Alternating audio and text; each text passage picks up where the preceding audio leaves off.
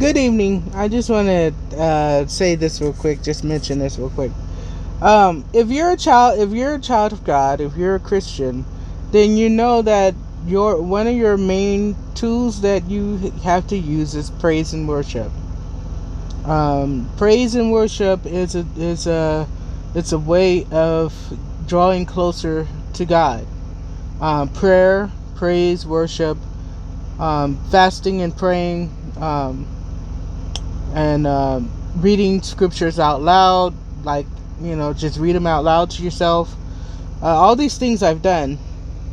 Now, there's a lot of different people, and a lot of different people who are children of God, who are believers that are speaking, about God, and their message is a little bit different than mine, but we all have the same messages: get right, because Jesus seems like the Bible is being fulfilled, scriptures coming to life, and that means Jesus is coming soon. So our basic message to people is: get yourself right, get your own house in order, prepare yourself, because I don't know if you believe in the rapture. It talks about the rapture in the Bible. If you believe in the rapture, you want to be a part of that if you're a Christian. But if you're not a part of the rapture, that doesn't mean that you're not a child of God. It just means that you're going to have to suffer persecution. Now, it will behoove everyone to be a part of the rapture. And I want to be part of the rapture, but I've backslidden so bad. God, I hope I get to go. But the truth of the matter is, I may have to stay here. You know, um, and whatever I got to do, I'm gonna do it. You know, but in that in that same way, when you're a child of God, you seek God the best way you can. And and so the message that I have for people is that you need to walk in newness of life. That is the message. If you're a child of God, you need to turn from your ways, because if you're a believer, you're a Christian, you've been to church at least once in your life. If you haven't been to church, somebody's told you about the Bible. You learned about the commandments, and you understand that as a Christian, we have a standard that we're supposed to live towards. It has nothing to do with humans. It has to do with our standard living towards God, so that God can be manifested through us. So that Spirit of God can be seen in and through us when we submit willingly our lives to Him. Now, other people talk about other things. I talk about being holy, because that's the message that God gave me. So that's the message I'm going to give to you.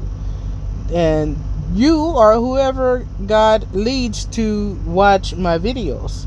And you may not be a Christian, at this time, but you may be completely aware of the evil of the world, of the system of you know electronics being put into your body so that they can have access to you. No more cash. You can't buy and sell without taking some kind of maybe getting a vaccine or something. In your heart, something ain't right. So if if you watch my videos, it's because God is drawing you to my videos. Because you don't have to watch them. But if you watch the videos, it's because God is calling you. And if He's calling you, and you're on my videos, you have to understand that when God called me, I was doing what I thought was really bad. Like, after my mom died, I just did whatever. For 2 years, I became very sexually active, just irresponsible. I just did things that wasn't right. And then when I got back involved with God, Jesus, and the church, I was convicted that I needed to change my life and go another way, to live in newness of life, to be holy and set apart. And the focus of what I talk about is being holy and set apart. It is completely possible to do so. I've been single and celibate for 20 years. And it wasn't easy, but God gave me the power and the strength to do it. And as I lived a life of celibacy, and when I did that, I cut everything else out. Like, I cut out the TV, I threw away all my music, I threw away everything that was secular. I didn't do anything but fast, pray, read the Bible. That's all I did. And that helped me, because that's where I needed to be. Because I'm one of those people, I do things obsessively. So if I do stuff, it's excessive. That's why I've been making videos about Jesus, because I guess it's compulsive. So, when I did sin, I sinned all the way. I didn't play pity pat with it. I went all the way. I was in a front of the lesbian magazine. If there was a black edition in the LN, in October of 97 or 96, I had a friend named Lizette Camacho. She was a high school student when I used to work at the high school at a high school in Long Beach. And she had issues in her home, and I allowed her to stay in my house. Well, my one room hotel room. I allowed her to stay in my one room hotel room with me. And we would go to gay parades, and we would go out to the bar. I would do all kind of things I wasn't supposed to do with that girl. I wasn't doing that kind of stuff, but we went to there was a bar, a gay bar we went to, and there were some ladies there from the LN magazine before the transgender people took it over. It was actually a magazine for lesbians, and they were doing the black edition, and I was in the second page with my friend Lizette, who was underage, in the black lesbian magazine.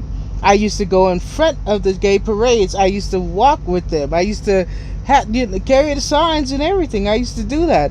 And then when I got called out of that, I did a complete 180 degrees, and I gave it all up. And I became set apart, holy. I put it all aside. And you can't put it aside if you're continually watching things that fill your spirit with lust. So I threw away everything for a long time. People thought I was crazy. Y'all probably think I'm crazy now, but now I just don't care.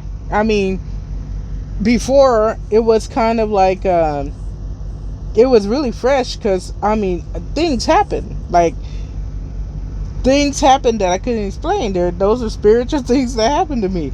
I was like, I can't deny this, And then things happen. Years and years and years passed, and some things happened, and I turned away from God. I said, well, I don't want, and I didn't turn away from God because of God. I turned away from God because of His people.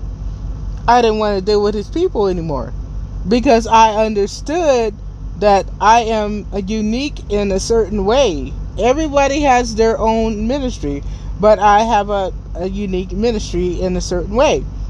And I knew that because of the things that I put myself through, and they weren't grievous, but I put myself through years and years and years of sanctification so that I could be a blessing to other people in the church.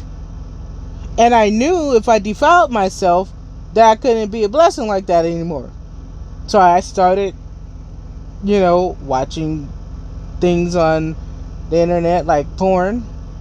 I started, and it wasn't like I wanted to dirty myself. Because I cleansed myself. I was purified. I got rid of everything. and I wanted to dirty myself. And I understood that the dirtiest thing you can do, probably, that was just a thought. I thought I firmly believed in, because I firmly believed that I knew it. I thought I had was that, okay, well, I don't want to be holy anymore because I want these people to stop using and abusing me. They're taking advantage of me and I don't like it. Jesus, you didn't stop them. So then I started watching the pornos. And sure enough, it defiled me. Some of that stuff, well, it's not true, because since I started seeking God again, a lot of that stuff is out of my mind and out of my, it's gone. But before I started seeking God again, there's some things I couldn't unsee. And then I became a student to get my BA, and completed my BA, and I did I had a behavioral psychological class or something, and I did a 12-page report. And by this time that I was doing a 12-page report, I got involved with radical feminism, which convicted me of sin. That's what I'm saying. A lot of radical feminists have a lot of biblical principles. I'll just put it that way. They just have a lot of biblical principles because it's just common sense. It's just right. It's just what's right. So it's like I was on Tumblr, and I was looking at a post, and someone was posting lesbian porn, and they were posting things from feminist websites, and I'm like, I'm trying to look at something and you put in this, and I start reading the post, and it started convicting me and I couldn't watch this stuff anymore. You see, God always has his hand on me since I was 5. So either way, it's like, no, you're not going to get too far away. And I'm so thankful for that, But I don't even know why I started on this. I honestly don't remember why I started. I know about throwing away all the stuff, and I became holy, and I didn't want any, and I defiled myself with and so I did a 12-page report on the effects of pornography on the brain. And pornography rewrites your brain. It defiles you, because most men, because males and females generally look at things differently and look for different things. Generally, women don't look at porn because they want to look at a bunch of women get beat up. That's not generally what women want to see. But in general, if you look up a porn site, you're going to see abuse, violence, rape, pedophilia. You're going to see all kind of wicked, evil things. But see, when I was looking for that stuff, I was looking for things I wanted to see, and I found them. Yeah, I had to dig deep to find what I wanted to find.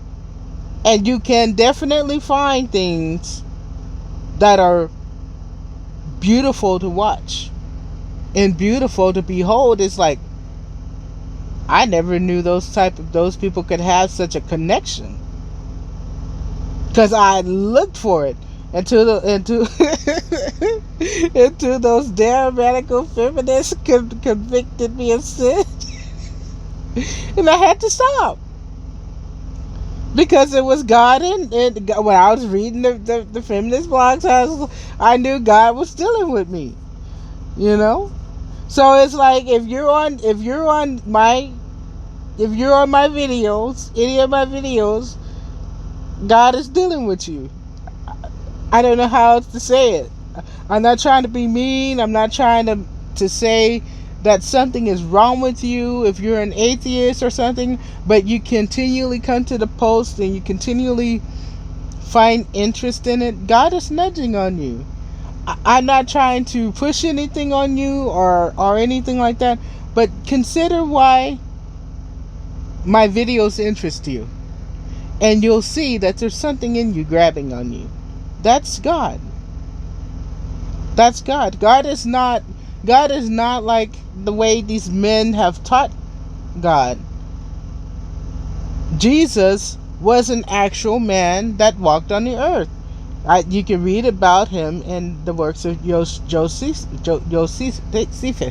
I got this gap in my teeth, and man, my speech, trying to speak is terrible because of the gap, and I got all kind of issues with my mouth going on because I haven't gone to the dentist, and I can feel, overbite like expanding and stuff. I really need to go to the dentist because it's really messing with my speech. My overbite then got really big, but if you're on my YouTube, or you watch my videos on Facebook, and it interests you and it grabs you, it's because God is seeking you. Jesus was a real man that walked on the earth, and according to the historians that looked at the historical man they called Jesus, he was a good man. He did miraculous things. And he believed himself to be the Lord of the King of the Jews. He believed himself to be the Messiah of the world, and he laid his life down. And because he did that, you have to understand, he's a gentleman. He doesn't come and just beat you down and beat you over the head. Sometimes when I make videos, there's like a forceful thing, but that is because there is something that needs to be ripped out of someone who is watching the video, because I may die soon. Hopefully I'll get raptured, but if I don't get raptured, maybe I'm gonna die soon, and there's gonna be evidence here on this earth that people, not only just me, but people walked in the power of God. And the power of God changes lives. So sometimes when there's a forceful word, like earlier, when I was talking about black men whining, it had to be forceful. Because that was the spirit that was in me. That was the push that was in me. This is not one of those kind of videos, because if you're a non-believer, if you're not a Christian, I don't want to offend anyone by using that word non-believer, because that can have an offensive connotation, I guess. But if you're agnostic, or you're atheist, but you find my videos interesting, and my rhetoric, you find it interesting, it is because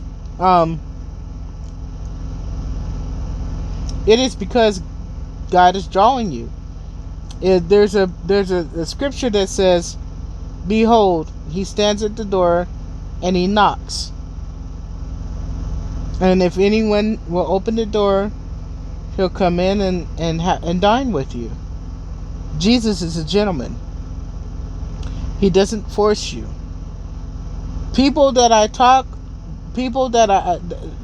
Videos that have a more forceful connotation are directed towards those who are supposed to know better. If they're supposed to be believers, they're supposed to be Christians or Hebrews or whatever. So they are supposed to know better. And sometimes the word comes in a more bold way. And then sometimes when God wants to talk to somebody, he'll sit down and talk with you. And so I'm hoping that if you watch this video, that God will give you understanding of what I'm saying, if you're curious, and that this will be a blessing for you. Because I'm sharing things that I typically don't want to share because I still have people from my congregation on my for my old congregations, were plural. I've been to many on my Facebook, and they didn't know that I was a lesbian. There was one time somebody accused me falsely of doing something, and at the time I didn't even realize, because I was fully committed to serving God. I didn't even watch. I didn't even know. I was in a prayer group in a prayer room, and someone come in and accused me falsely. You know, and it wasn't true. And it's still not true. I'm not a predator. I don't harass people or anything. But when I was involved in the congregations, there were a lot of young people, especially young females, that were drawn to me because I didn't judge them. And I would tell them, what is God telling you? Pray for yourself and seek God for yourself, because you have a personal relationship with God. Unless you're a child, it's under 7, or you're a teenager and you really don't. If you're an adult young woman or a young man, according to United States, the federal age of adulthood is 18. So, if you're 18 years old, or a little bit younger or a little bit older, I'm going to tell you, what is God telling you to do? Even my former students at the school I worked with could tell you I told them that. They come to me with things and I say, well, what is God telling you to do? Seek God. You need to pray and seek God, because you can hear from God. You can. We can all hear from God. I can't say it's gonna happen all in the same way, because God deals with us where we're at and differently. I'm silly, and sometimes God responds to me in a way only I can understand. And so it's like, if you truly want to know God, and you truly want to understand why I believe in something I can't see, and you're willing to seek God, God is in truth. God will answer you. He will give you an answer. You just gotta keep. And if you don't want to say He, because you believe God is a she, look. Sometimes I see God as a male authority figure in my life, because that's what I need. And sometimes I see God as a female, like a mother, because that's what I need, a comforter, someone that's a mother. So I can't tell you what you can and cannot call God, because God is a spirit. God is not, it says in the Bible, God is not a man that He should lie. Now, why it says God is not a man and they use the pronoun he, I don't know.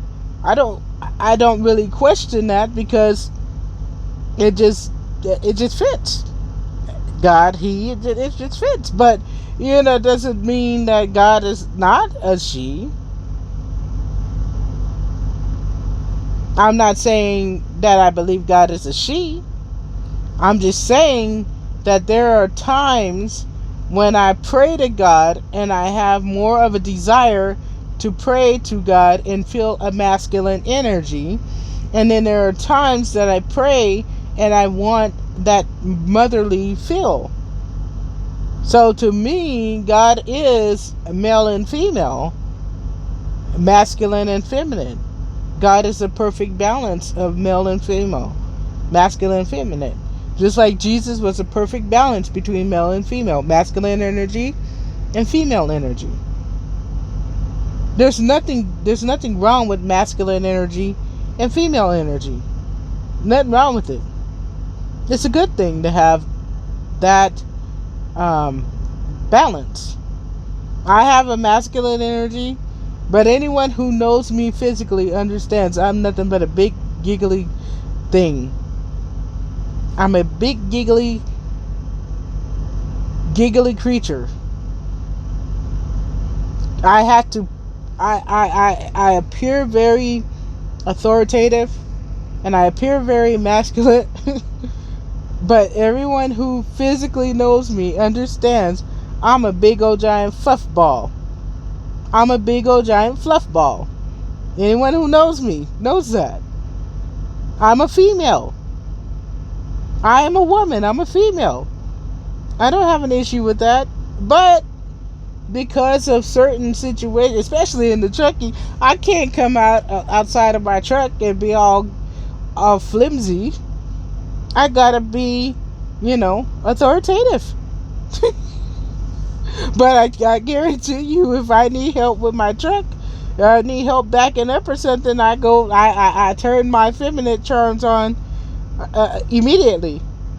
And the minute I turn on my femaleness, I'll get all kind of help from men. You have to understand that femininity is a blessing to a woman. There is something in men that want to do nice and want to be good. It's not their fault that all their life they've been taught wrong. And it's not our fault that all our lives we've been taught wrong.